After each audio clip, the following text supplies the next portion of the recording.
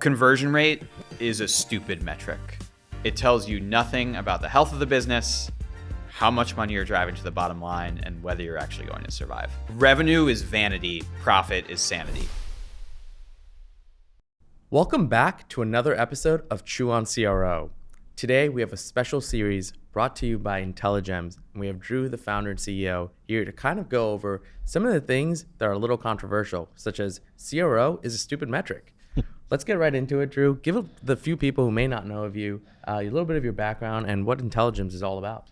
Yeah, so I'm Drew. I'm the CEO, one of the co-founders of Intelligems. We basically help brands optimize their pricing, optimize their shipping rates, boost conversion rate, all the classic CRO testing. What makes us a bit different is we are very focused on profit optimization and like all of those changes, not just how did it impact the top line, but did it create bottom line profits? So I've had kind of a winding path here. I spent 4 years building dynamic pricing systems at a ride sharing company. So I think I optimized the price on something like 400 million rides over the course of a few years, and now wandered my way to e-commerce. So we work with about 1,000 brands. We've seen about probably 10,000 different tests at this point. Wow, it's incredible. And I think if you can touch a little bit on this world of testing and what it's become just in the last 2 years, right? Even when you call it like post-pandemic and you see like the shape and the nature of brands changing, of course also post-iOS, right? Post-Google optimized. Post, I guess. So everything that we've gone through, it's like there's just been like obvious need to improve what's in your control. But would love to hear from your lens what you're seeing with, I'm sure, tons of brands using your product, but then also just how people are feeling about testing. Yeah, I mean, I feel very fortunate. We started this company in 2021, and things were ripping because of COVID and e-commerce, and everyone was just, how do I get the top line to grow? Like, I don't need to change my pricing. I put money into Facebook, money comes out. Things are great. So we were asking, hey, do you guys ever think about profitability or price testing or this? And they were like, yeah, at some point. And then in those 3.5 years since, it's been like, first iOS, all right, now my CAC is going up. Then like my container from China is now $25,000 a pop. Like then inflation, which made my labor more expensive and now made consumers less confident. So it's been like every single line item for the brands we work with has been hit. And so people started coming back to us and saying, hey, how can I change my prices? What should I do about profit? Yeah, I mean, the way I think it's such an area of opportunity because, for one, like I think you guys are both marketers at heart. That's your background. And people spend so much time and energy on the marketing side of things. How do I drive traffic to the site efficiently? And there's tweaking, and you're paying a lot for software, and you're obviously paying for agencies and creative and all that, which is great, very valuable. But then there's such a, I think, lower focus on what happens when that visitor lands on the site. And I think what testing, and part of the reason why it's become more popular, is let's optimize that. That visitor came, how do I extract the maximum profit from them? Like, what is the most yield I can get? And it's a force multiplier on that ad spend. Like, you're paying to get those visitors. If you can convert those visitors like at a higher rate and on bigger cart values and on more profitable cart values, like, great. Now I can go take that, invest it into more scale, and like there's no more free money for our brands anymore through like loans or through investments. So making their own cycle more efficient. It's just like night and day 2020 versus today, how much emphasis people are placing on testing. Makes sense. Yeah, I mean, I remember when we were just straight up chasing revenue, right? Top line, we're like, we're gonna sell, this and that, right? And then obviously things change. And so I think this is when we actually first started chatting because we were looking for something to kind of help us optimize the entire journey, right?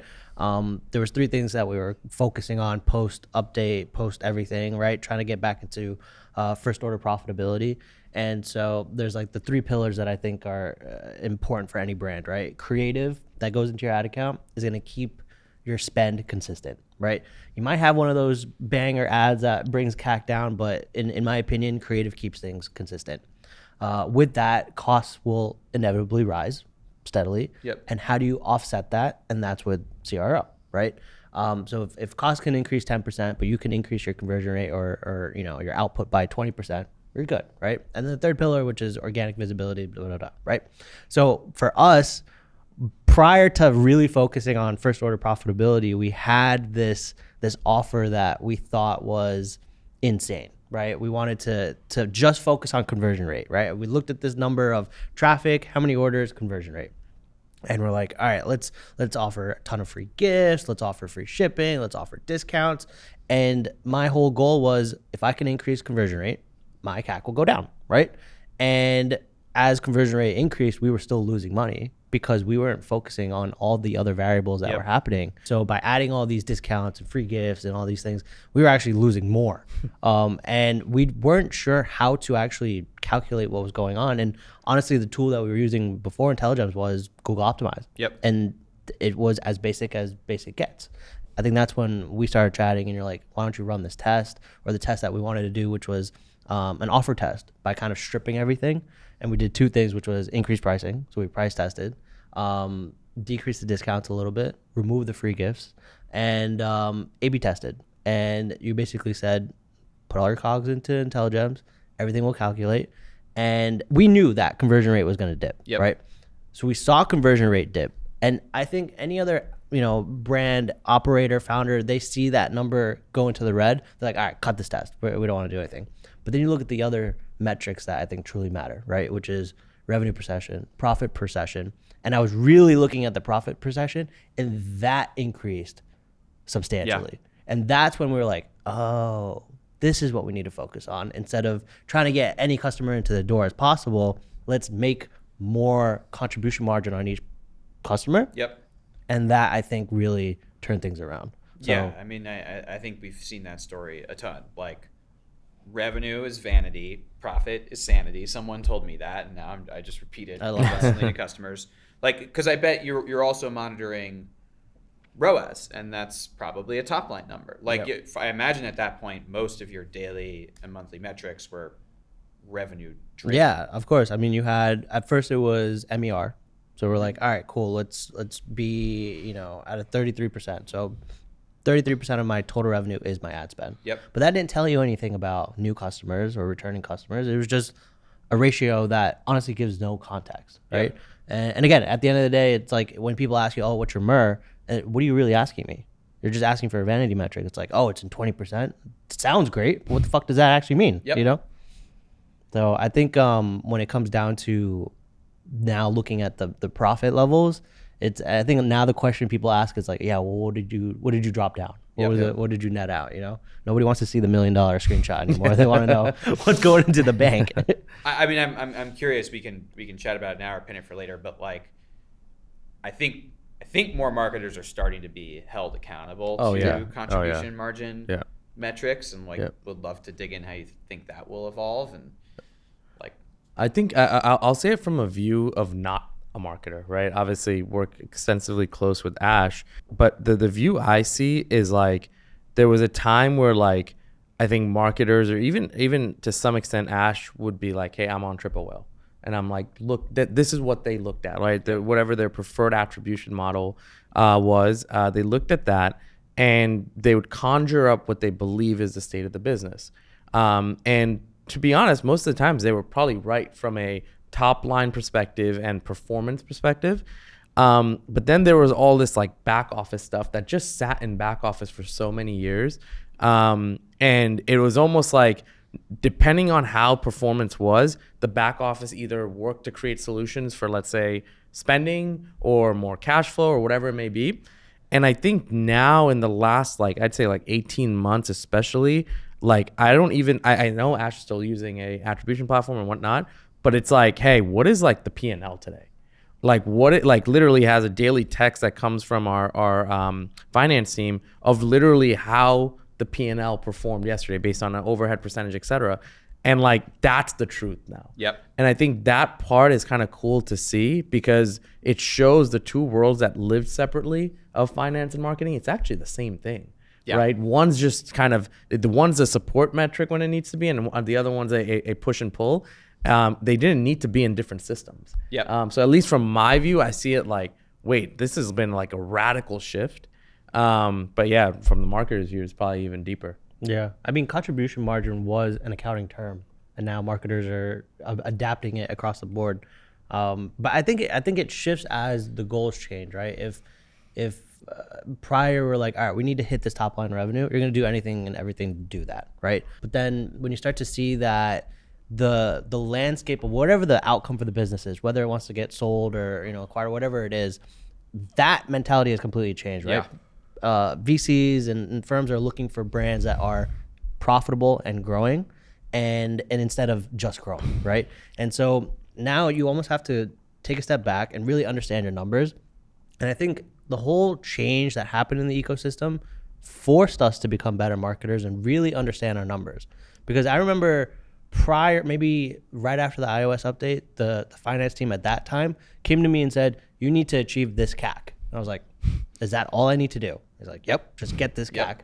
There's no other variables or like, there's no other context to that number. So for me, it's like, all right, well, I'm going to get this CAC. I'm going to do everything I can to get give this. away 7 free gifts. Give away whatever I need to. Yeah. Like, this is what I'm being told. But all right, finance team knows the numbers more than I do, right? Let me go focus on that.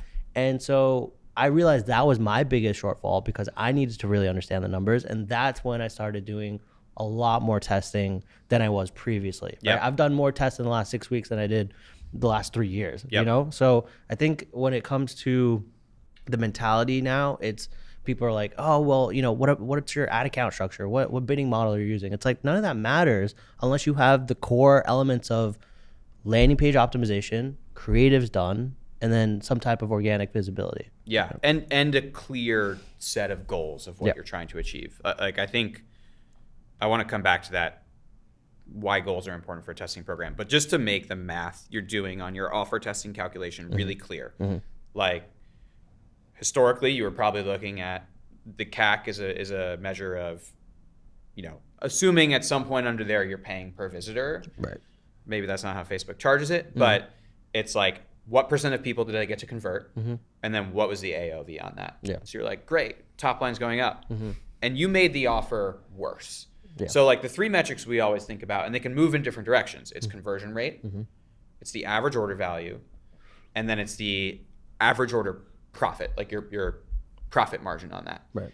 And so, you put a great offer out there, conversion rate's going to go way up. Maybe your AOV stays the same, goes down a dip. Great. Revenue per session or revenue per visitor looks great. The problem is all those free gifts, they're eating into your profit margin, and that margin percent goes down. So now your total profit that you are making from that set of visitors is going down. And like, let's say you increase prices, or you make your offer less appealing, which is what you did in that first test. Conversion rate's going to go down. So we have fewer orders to deal with. Your AOV, let's say that it's staying the same, maybe going up a bit, but people have a certain willingness to pay. But you've boosted that margin percentage. Cool. Now how am I netting out on my total profit, on my profit per visitor? And that's what's so great about that profit per visitor metric, is it takes into account the conversion rate, how many people are buying. It takes into account the average order value, and is it bigger or smaller carts? But most importantly, it takes into account what's in those orders. And is it like, I sent out a box that had $50 worth of stuff in it, like that was my cost for 80, right? That's not great. Versus, hey, this box I sent out to someone was only $60, but my COGS were only $10 on there. Right. So like, it's a really nice composite metric that feeds directly back into how much can I go spend to acquire this customer. Yeah. In our dashboards, we always show how those 3 are moving across the board, because Right. you increase prices, conversion rate may tank. Yep. You increase prices 10%, conversion rate may go down, 15%.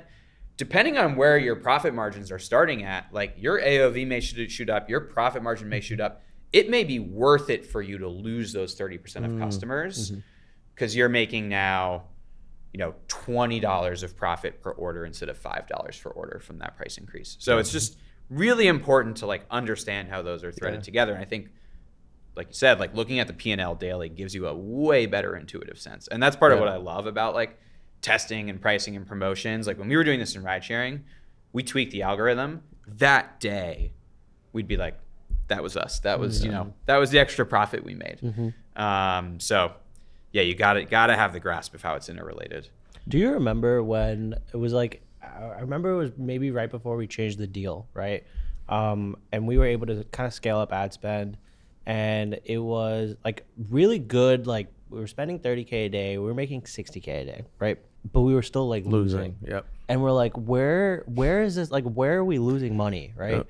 And so I think now when you look at it, and the days that you do spend 30 and you're making 60 and you're still making profit, everything can change by just like actually doing these things or running these tests where it's like, okay, I know my conversion rate is going to drop. Yeah. I would say for any marketer out there, go run a test where you know your conversion rate is going to drop and force yourself to make more profit, because it'll probably change the business. And I think it's so against the grain for most people. It's like, no, I got to give away 50% off. I got to give this creative. I got to give that. Like, I got to give free shipping. Like, sometimes you don't. Sometimes you can charge for shipping and it's fine. Yeah.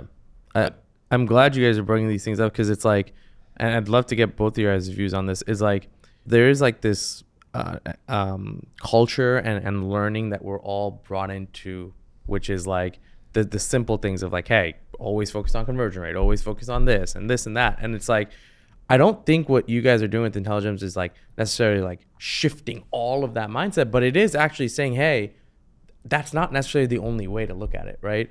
I'd love to understand from either your mentor pass calls and from you just with the brands you work with, like what are some of those still factors where like you're still battling against people who don't agree, right? Or maybe are still like in the mindset of like, oh no, I don't think I can do that. And where is that like mentality coming from still, even in a world where it seems so, when we talk about this right now, it seems obvious, but I'll tell you right now, like out of the tens of thousands of viewers that will watch it, there'll still be thousands of people who'll be like, I'm not going to do that.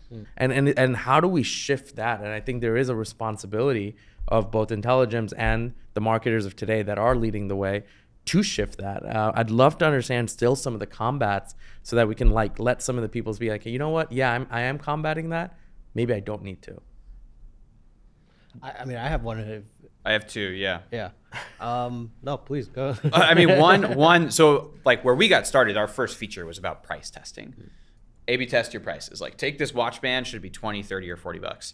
I still get people who are like, not for me. I don't know. My customers are gonna hate Is the this. fear of like, yeah, what is that fear? I mean, pricing's emotional. I feel this with our own pricing. Like I hate changing our pricing, which is ironic considering what I do.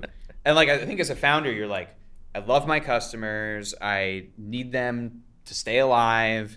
They're going to get mad at me. Because when you change prices, someone will reach out to CX. Like you are going to get squeaky wheels. Yep. And so there's fear. Like I feel like being working with people on pricing is part data, part therapy.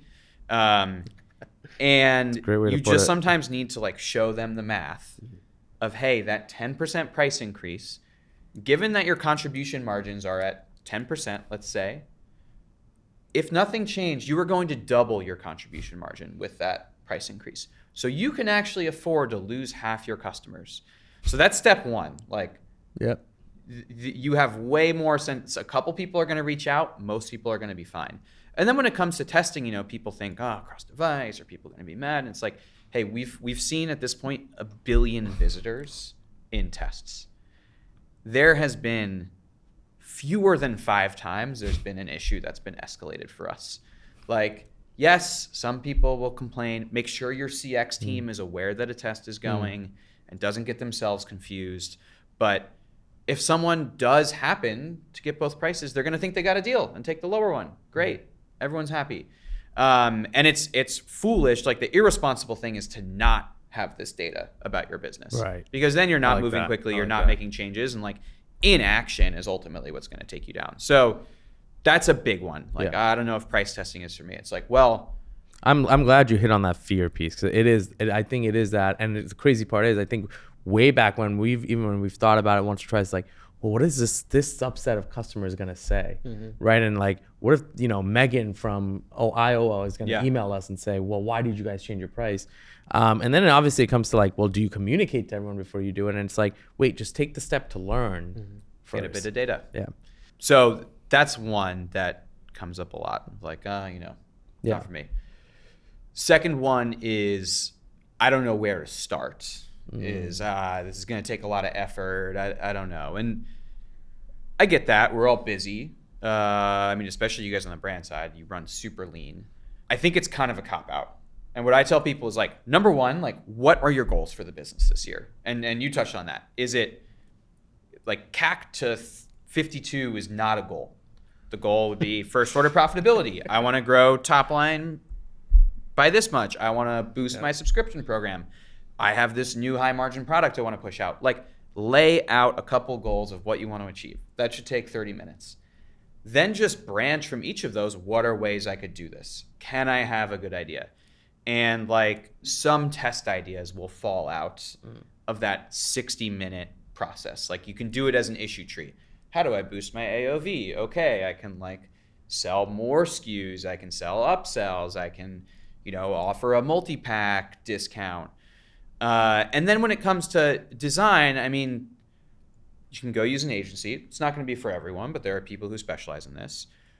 You can probably find someone on your team or for very cheap in StoreTasker, for example, who can design a new page. Or, there's AI tools. We have some AI suggestion features that will help you generate the test. And like, it really doesn't need to be that complicated to start testing. Like, you can use us. You can go into the theme editor, move around some stuff on a template or in a theme, and test that versus one another. Like, even I can set up that test, and I am neither creative nor technically skilled.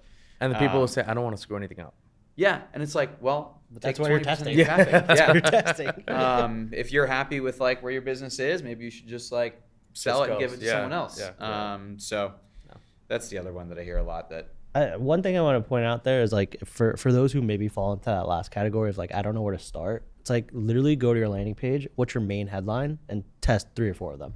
Like that. So imagery and copywriting are probably going to move the needle more than you going out and finding a landing page developer, designer, getting something built out, starting from scratch. You will have more movement when you change your main headline to match what's going on in your ads, right? And I want to touch on that later, but if you change that headline, it's a little bit more personalized, it's a little bit more targeted, you're changing the imagery, right? If your target audience is coming to the landing page and you're using imagery of people that are half their age or older than them, they're not going to think it's for them. So imagine just relating to the customer. All right, cool. I'm a 35-year-old mom, this and that, and I'm seeing imagery that I can relate to. All right, this product is for me. Sometimes you just have people using, like for some of our stuff, we used to think that the models, like the fitness models, were going to help motivate people. It's like, well, no, this is unrealistic. Like, I'm not going to look like that or ever look like that. I don't want to feel pressured, right? When you start moving to more of that softer stuff, I think that really changes and moves the needle. And it can still be incredibly powerful. Yeah, 100%. I wanted to talk about what you brought up in your first point, which is like literally writing everything down, right? And then that fear, right? So on some of the consulting calls I have, I literally have a spreadsheet where I write out this formula, which is sales or MSRP, COGS, shipping, processing fees, discounts, any other variable expenses, and then what the break even on the funnel looks like, and your contribution margin with that, right? So when you'll see these people kind of like open up their eyes and be like, wow, I actually need to like get a 3x return on my ad spend just to break even. And it's like, well, yeah. And then they realize it's like they need to get a $10 CAC for that to happen. And I'm like, do you think that's scalable? It's not scalable. And so then we'll go through and be like, okay, well, I remember this one call where they were selling something for 50% off, okay? So I said, you're immediately discounting half, okay? Your margins are really low right now. What's the same thing as 50% off? Buy one, get one. It's essentially the same thing. So I said, you know what? Let's map this out. You're running 50% off right now. You need to get a 3x return to actually run this funnel. If you do a buy one, get one, okay? Your AOV doubles, your profit doubles, okay? what do you need to achieve this goal now? You need a 2x return. So I said, what do you think is easier for you to achieve? And just to clarify the math you're doing there, because it may not be obvious, but let's say this thing is $30. They're charging 15 for it when it's 50%. You're now making them pay full price for that first in order to then get the 50% off. So that AOV doubled. Exactly, right? So instead of buying at 15, you're paying 30 for 2. Yep. And inherently that value is still the same because you're getting 1 for free versus 50% off. So I was like, listen, what do you think makes sense, right? Do you know if your customer is going to appreciate a 50% off or buy one, get one? And he's like, well, I would assume maybe the 50. I was like, that's where you're wrong, is you're making an assumption. Is that you have enough value on your product page or your landing page to get somebody to be like, oh, you know what, I need 2 of these instead of just the 1, right? So, and then I think he ran the test and he emailed me. He's like, this changed everything. And so I think the biggest tip right there is to literally map out all of your numbers. I think we can overlay the formula of contribution margin, but 100%. literally write that entire thing out and create a ton of offers based off of this and see what the lowest break-even point you can get to while still maintaining value, and then A/B test that against your current offer and watch profit per session. Yeah, and that break-even point, it's so important. Like if I can lower that break-even point, I can afford to run my ads less efficiently. Yeah. And like that means I can afford to spend more and scale, because with scale comes inefficiency. And so it's not even like you run these tests, okay, profit pers went up. I could put that in my pocket, right? I could just, but I could roll it into bigger scale. So there's like a double effect on growth it multiplies everything. I want to touch on maybe again, both of you guys, is maybe a test you can draw on, or a couple from customers, and you don't have to name the customer, but that you also didn't think would work but did. So like maybe something surprising that was like, oh, I'll give this a shot, but maybe you weren't bullish, just to show that there are things that are also, maybe wild in imagination, but also can move the needle. Yeah, I mean, I'm surprised by test results every day. Like I thought at this point we'd be like, yeah, we're gonna figure out the formula, and there's one thing that works for everyone, and it turns out like different stores behave very differently, and test results are very surprising. Yeah. I mean, some quick hit on ones that have shocked me. One company got actually like better results by having everyone pay for shipping versus doing a free shipping threshold. Just period. Everyone. Yeah, your mileage may vary, but that's where they had been, like $9 to ship every order.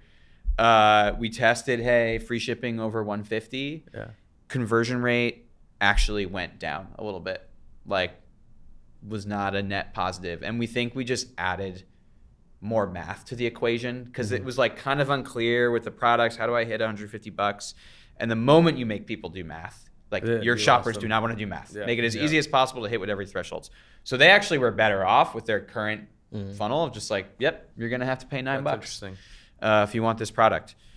Second, I mean, I've been really surprised by headline tests in general, and like taking segments of your funnel and ads and figuring out, what does this group want to hear? I mean, we've seen that make like a 30% jump in conversion rate, which is just shocking to me still. The third one, test that was surprising, it turns out that like the 99 cents thing actually is real, and it's not going to be for every brand, but like we were working with a Sheets brand, and the guy was like, yeah, let's just test it. I've always been curious. Like, I don't think it's going to change much.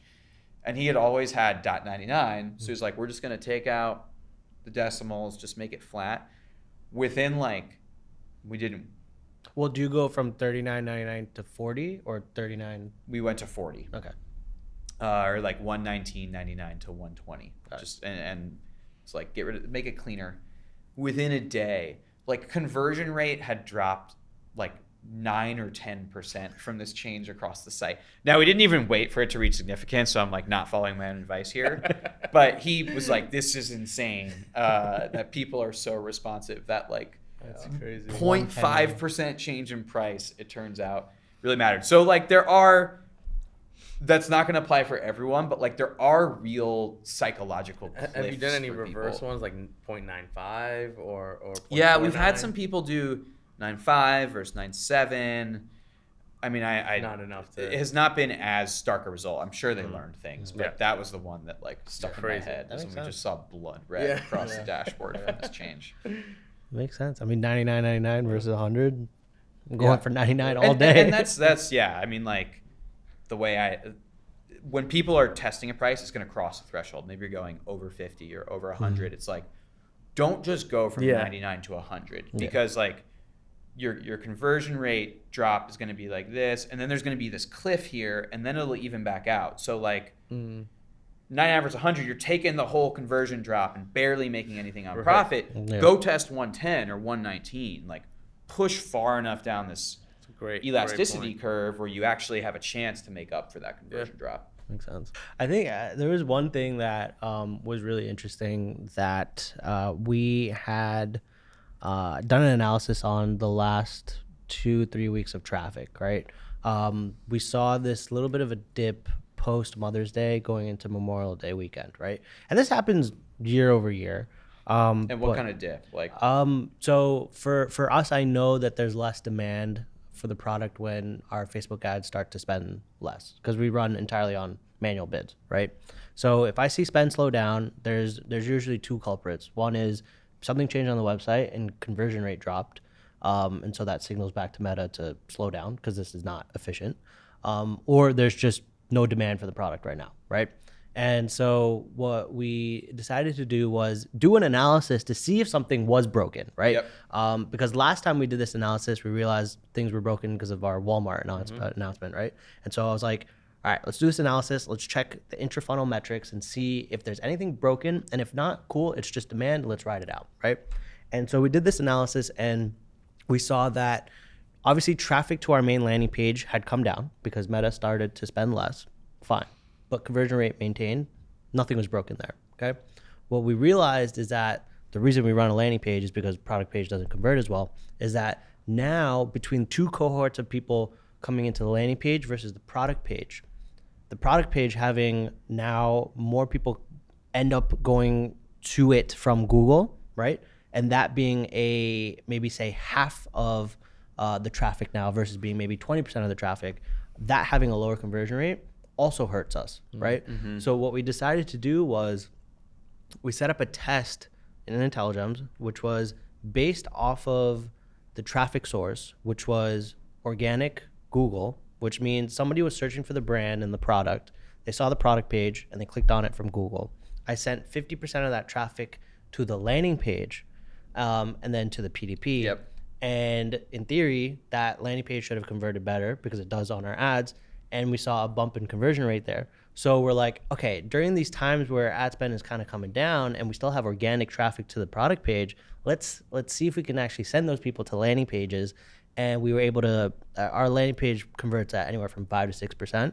The PDP converts at like 3%. So you're literally doubling conversion rate and you're able to kind of give a little bit of a bump when you do have that slowdown. And that was possible through the settings through Intelligems, which is like honestly really interesting to now. It opened up my mind of, wait, I can start customizing experiences based off where they're coming from. But this was a great initial test. Yeah, that concept of personalization, of take this segment of traffic, maybe people who showed a certain behavior or clicked on a certain ad, take them and provide different experiences, different landing pages, funnels, offers even. Like that's kind of the level 201 of testing and 301 where we're now trying to get our customers to is, okay, you ran a single test. There's an example I always show. It was like a perfume brand we work with, and they were A/B testing shoppable video. So across the homepage, kind of Instagram story style, click it, video pops up, you can buy. We look at the test results. Big loser. Conversion rate went down. AOV stayed basically the same, and our profit margin stayed the same. So net, like the 7% drop in conversion rate meant 7% drop in profit per visitor. Okay, we move on. But then we were like, let's look through some filters here. Let's actually cut in a little bit more. And it turned out that organic desktop traffic, which is like 11% of their traffic, it performed way better. Conversion rate up 8%. AOV went up like 5% went from $70 to $73. Margin percent stayed the same.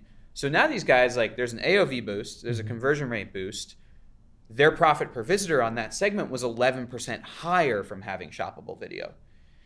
And, you know, we could talk mobile got crushed probably because there wasn't enough real estate. Like, there's all sorts of hypotheses. But the important thing there was, hey, let's not just roll out an average. Take that segment where this is working and now always show them the shoppable video. Like, we know that this works for them. And so now we're powering this, like, rules-based personalization that is helping them get that, like, 11% better profit on 11% of their traffic. And, like, yeah, it's 1.2% improvement, but that counts. That's like in the P&L.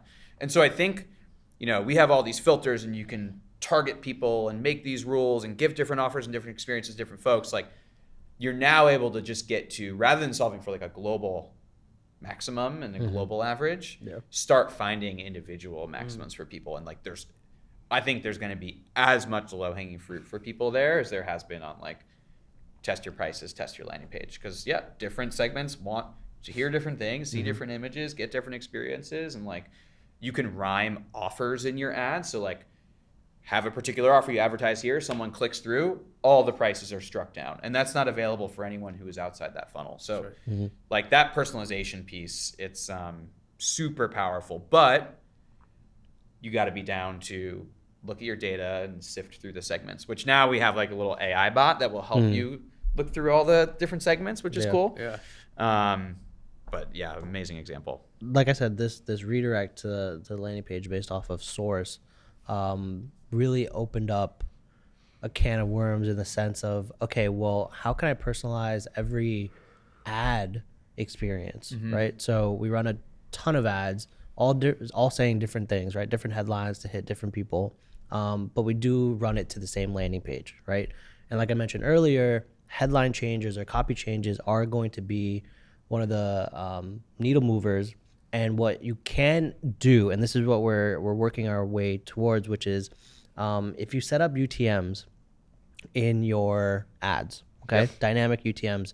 So if you're able to pull the ad ID directly through to your landing page, on Intelligems, you can set up a redirect test or a personalization test where if traffic source is coming from this ad ID, redirect to this landing page. So if, for example, I have a specific headline on my ad that says, get healthier hair or get healthier nails, but they're going to the same landing page that says get healthier hair, skin, nails, joints, this and that, and I send the nails person to a very nails focused top of the fold imagery, headline, everything, and then send the hair people to top of fold hair focused, this and that, you'll see that increase. Totally. And you don't have to cut what you're doing right now.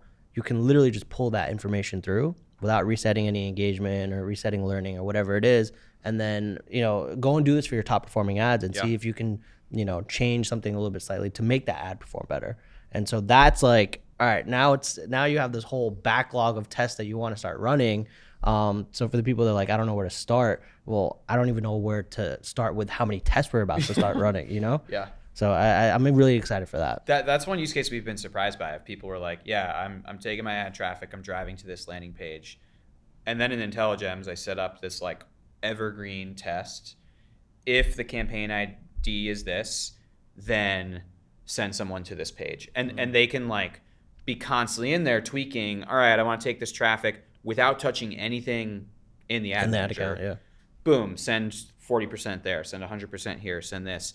And you're able to kind of switch that traffic in a real-time way without messing with the ad at all.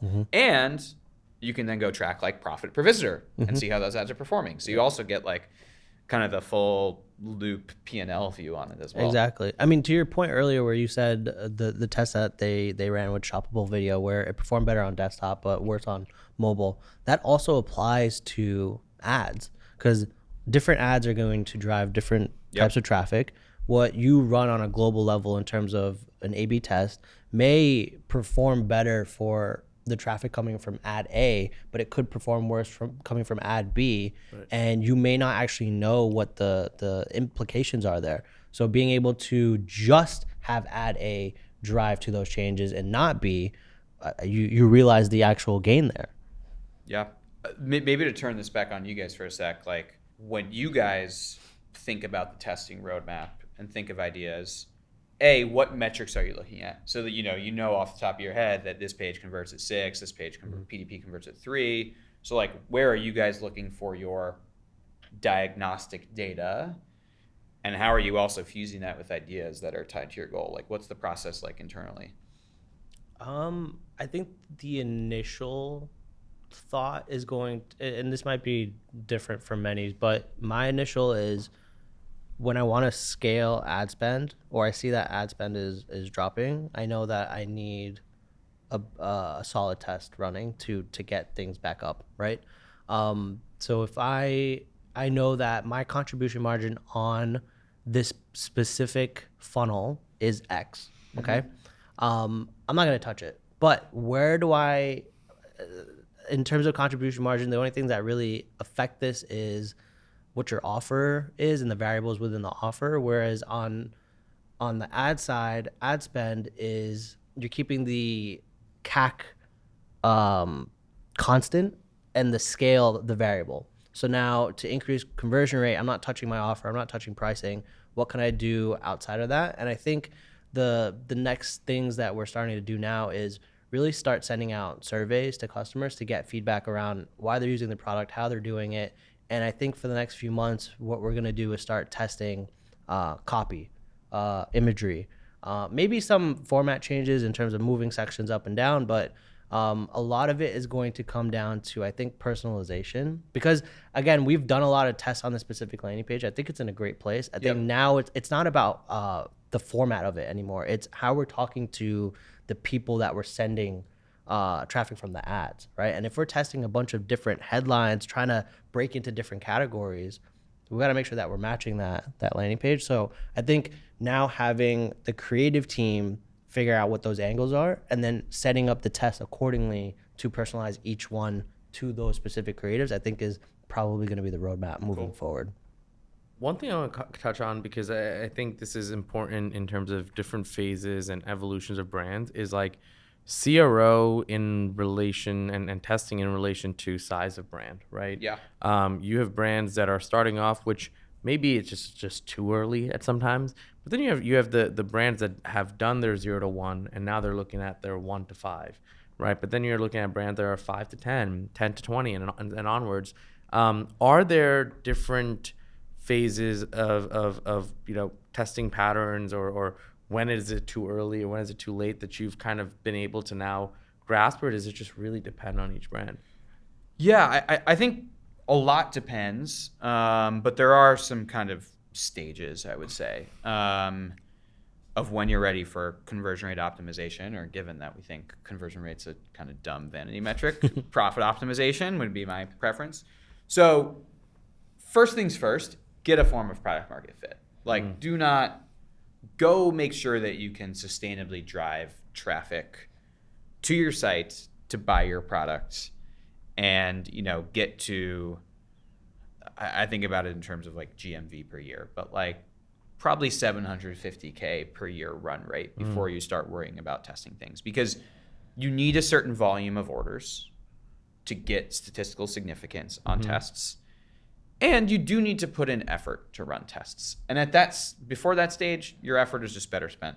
Is there a counter theory of like you may not be able to get to that point if you don't test certain things to find product market fit? Maybe. I mean, like, I've seen some pretty crappy websites that sell. Like, find a product that people want to buy. That's fair. I think the counterpoint's most valid on like price. Right. If it's not working because you're not charging enough, like, well, you should probably just like put it at a higher price. And what I tell people when they're starting is like, start pricing high, right? Because it's way easier to come down, but protect your margin. You can always use discounts. You can do other things to like boost it, but don't trick yourself into believing that you have product market fit because you're just like losing money on every order. From 750K up to let's call it 5 million a year. Your testing budget is not going to be very large. I think about it as every visitor, every order is an element of your budget. And a given test, there's like a million caveats to this, and I probably will regret saying it. You want a few hundred orders per test group before you make a call. Like, otherwise you are just fooling yourself into reading into noise. But to get statistically significant signal, you need a couple hundred orders per group. So it's not sessions. Like, not sessions. Like, the N is the conversion event that we are looking at. What about time frame? So time frame, like, let's say that you guys have quite a large testing budget. You have a lot of traffic. So you could probably get significance in 12 hours if you wanted. On that side of things, it's like, don't let this run for a week, which is another thing I find myself like warning customers against, because I imagine your Monday morning traffic looks very different than your Saturday afternoon traffic looks different than Wednesday at midnight. And like, again, we can read into how it behaved Monday from 6 to 12, but we'd rather get an even sample across a week. So you can send less traffic, less budget into that test, but make sure you get a representation of different days. And that's where then, like, your guys' scale, hey, can I start to run things in parallel? Can I like spread this budget across multiple mutually exclusive tests? Or can I test smaller and smaller things? You guys could test probably, should this be ending in 99 cents or ending in 00 and get clear signal on that? Because the smaller the change, the more data we need to see signal. So that's my other lesson for those smaller brands, is like, take big swings. Sometimes it's hard to know what a big swing is before you're going to run a test, but test a 25% price increase or 25% price decrease. Like, A, you're going to need less traffic, less budget to understand that impact. And B, like, what do you have to lose? Like, you're only going to get to run 10 tests this year with your traffic, so go for those big ones. That's very fair. Change entirely how your PDP looks. And then, okay, 10 million plus, now we can start tweaking and optimizing and thinking about individual funnels and things like that. have you gotten to some mindset of like suggesting what percentage of spend or allocation or traffic should almost always go towards testing? Yeah, I mean, I'm biased, but Yeah. I think all of it. Like, everybody should choose something different. Like, going back to the budget idea, that traffic, that's your signal, right? What a testing program is going to be, the value you get from it is how many tests can I run, and what are the odds of success from a given test. So how many tests can I run? Your traffic is exogenous. You can control that, but let's pretend you can't control it. So I can like minimize downtime between tests in order to maximize that. And shrink, have the next one ready to go. And then odds of success, okay, like, you can't know in advance. That's why we test it. But the more tests you run, the more you learn about what didn't work, what segments respond to, what is powerful. And so the best testing programs are pulling learnings out from previous losers to boost the odds of success of next tests. So that's why, like, again, I'm extremely biased on this, but you're basically missing out on an opportunity to learn. And if you're a growth-oriented business, like, you're currently serving the first 1% or 5% of your future customers. So you should be learning from these to go reach your next, 10x of customers. Yeah. I think my mentality is also like, ad costs are going to rise no matter what. Yes. Right? It doesn't matter if you're running a test or not. Death, They're going taxes, to keep... and rising CAC. Exactly. Literally perfect. So it's like, if you're not testing anything, you're really losing, Yeah, you're sitting still. So for those listening and viewing, I know we talked about a bunch of different tests that we could be doing and how to really think about your next A/B test. But what is one thing you want viewers to take back and implement into their business today? I think it's that, like, lay out your goals for the next 6 months economically for the business, and then think of things you can do to test it. And like, I bet you are going to get some good ideas of that, some of which are not going to require work. Maybe it's a price change, maybe it's a headline change. I mean, we have like a ton of resources for partners or agencies or how to use Intelligems so that people can run those. And a bonus second one, they should probably lay out that math on contribution margin for your best selling ads and like see where your break even point is, and if you love need to that. adjust things there. So Chew on that. If you want more from us, follow us on Twitter, follow us on Instagram, follow us on TikTok, and check out the website chewonthis.io.